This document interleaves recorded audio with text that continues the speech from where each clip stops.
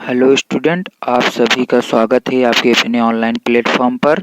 तो I hope आप लोग अच्छे होंगे और अपनी पढ़ाई कर रहे होंगे। तो जैसा कि मैं उम्मीद करता हूँ आप लोग की तैयारी अच्छी चल रही होगी। तो आप लोगों को थंबनेल के माध्यम से पता चल गया होगा आज हम लोग क्या पढ़ने वाले हैं। आज हम लोग पढ़ने वाले हैं MCQ के बारे में, मतलब बहुविकल्पी क्वेश्चन जो OMR बेस्ड आते हैं उसके बारे में आज हम लोग पढ़ेंगे। तो देखिए आज हम लोग पढ़ेंगे क्या। यदि आप लोगों की क्लास और हम लोग MCQ पर कर चुके हैं जिसमें हम लोगों ने 25 क्वेश्चन पर डिस्कशन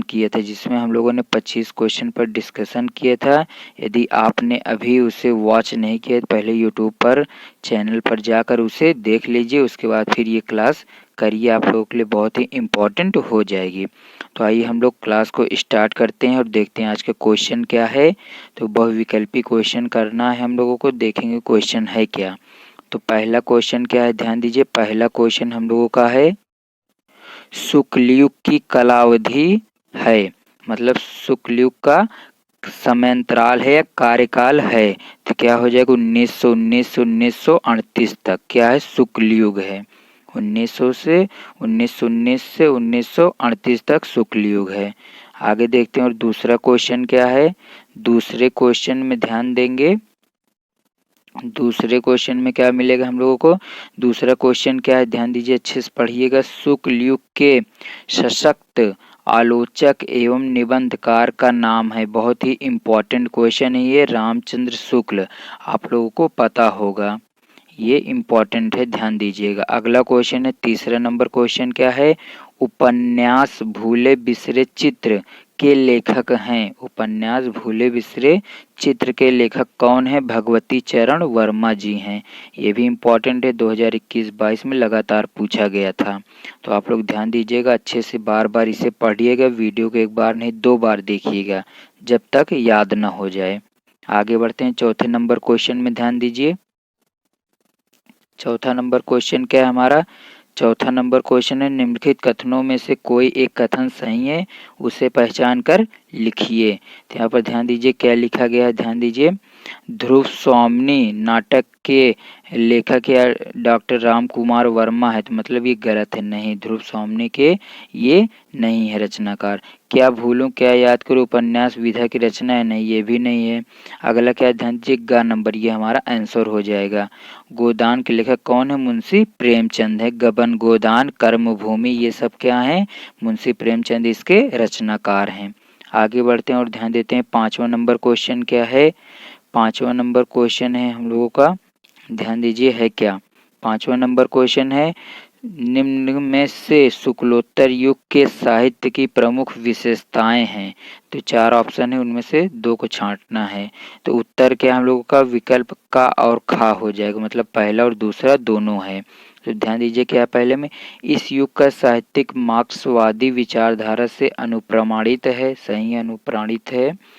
ख नंबर क्या है, ख नंबर है, इस युग का गद्य सहज व्यवहारिक सामाजिक और प्रवाहपूर्ण विचारशील और विषय वैविध्य से ओतप्रोत है। इसे आप लोग काव्य सौंदर्य में भी लिख सकते हैं, तो आप लोगों के लिए वहां भी काम करेगा।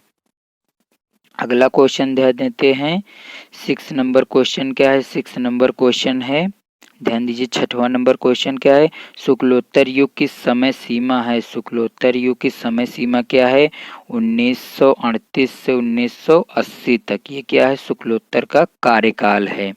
अगला क्वेश्चन क्या है, 7वां नंबर क्वेश्चन है, हिंदी गद्य का वास्तविक इतिहास कब से आरंभ हुआ।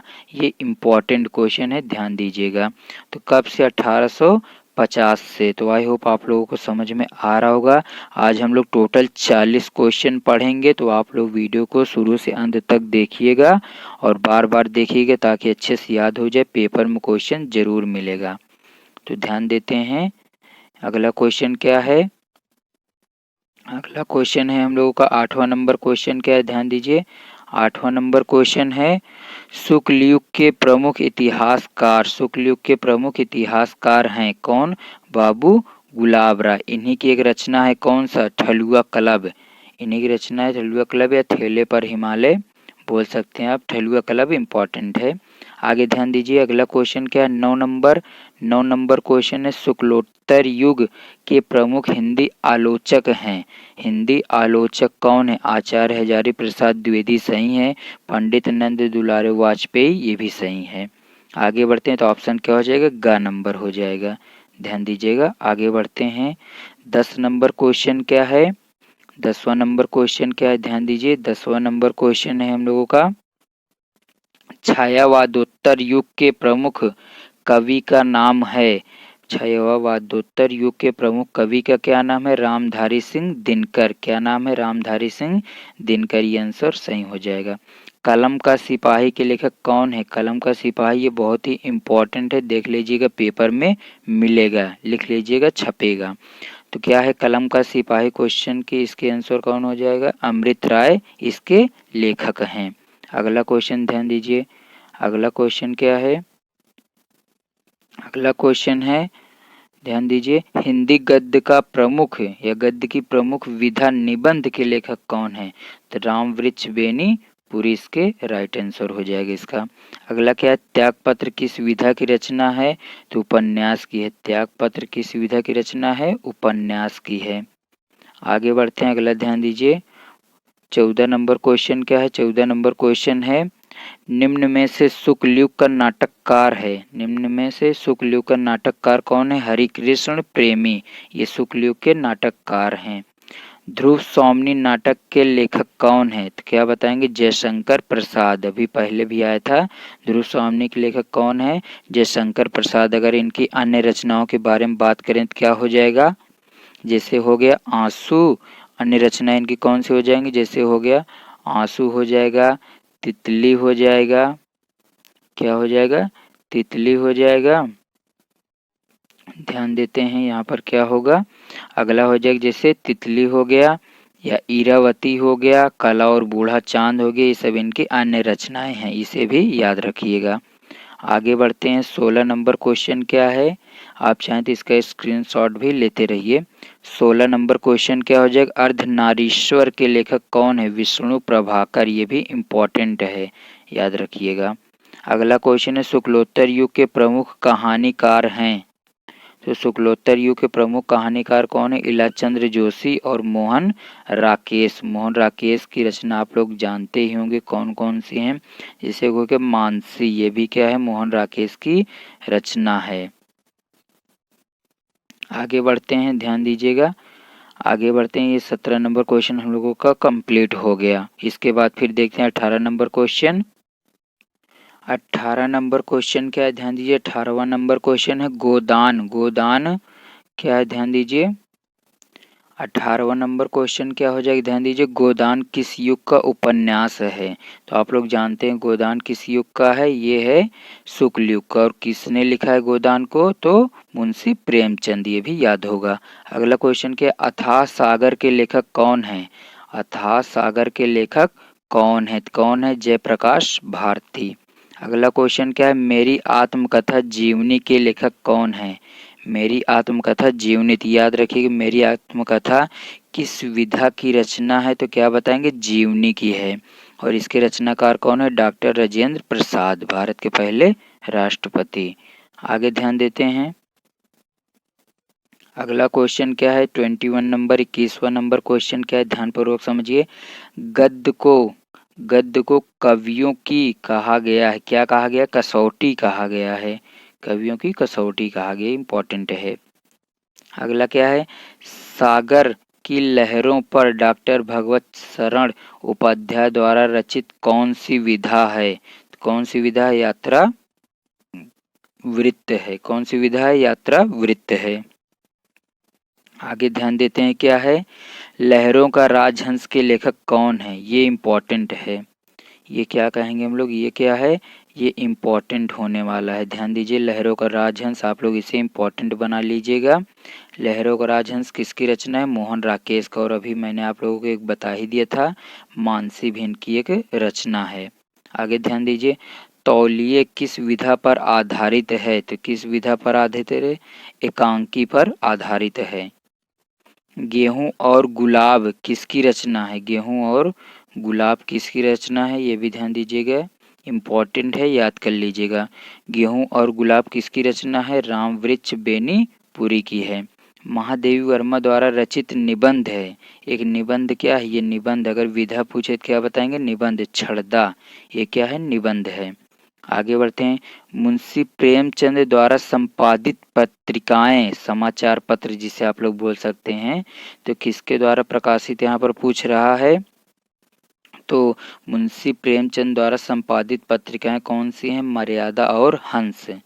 ये ऑप्शन ए हो जाएगा। अगला क्या है? ध्यान दीजिए।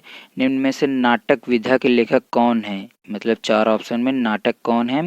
बद्री नारायण चौधरी प्रेमघन, ये नाटक विधा के लेखक हैं, मतलब ये नाटक लिखते थे।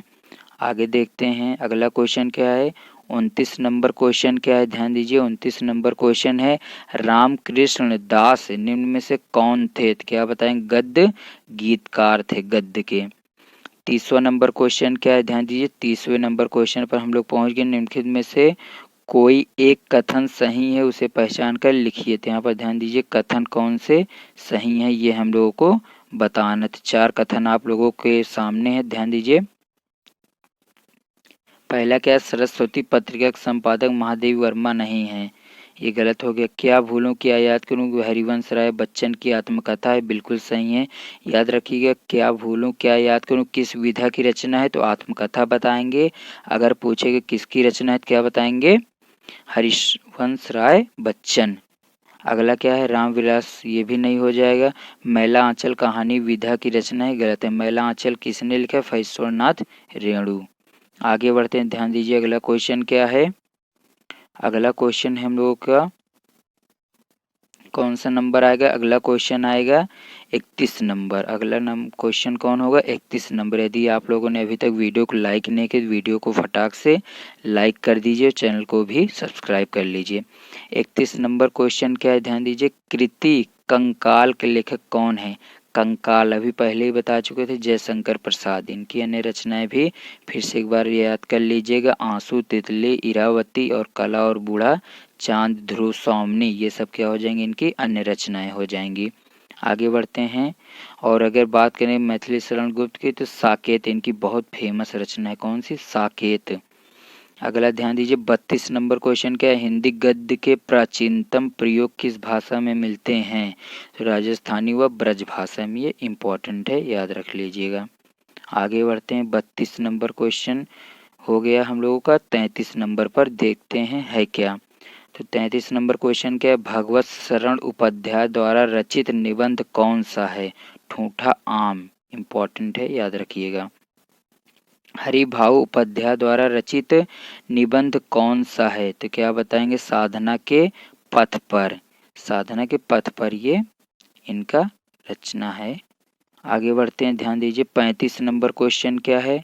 35 नंबर क्वेश्चन क्या है? और इम्पोर्टेंट क्वेश्चन है। क्या है?